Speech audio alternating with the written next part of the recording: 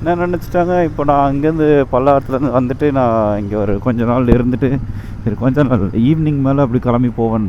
No no no, நான் சொன்னேன் நான் இங்கேருந்து இப்போ கிளம்பி வீட்டுக்கு போயிட்டு கொஞ்சம் ரெஸ்ட் எடுத்துகிட்டு நான் திருப்பி நான் வேலை பார்க்கணும்.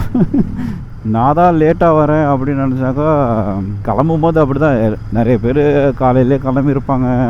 அந்த மாதிரி நான் நினச்சிட்டு இருந்தேன். இங்கே வந்தால் தான் தெரியுது, நான் தான் முதலாக வந்து நின்றுட்டுருக்கேன் அந்த கடையில். அப்போ தான் பெஞ்செல்லாம் எடுத்து போட்டுன்னு இருக்காரு.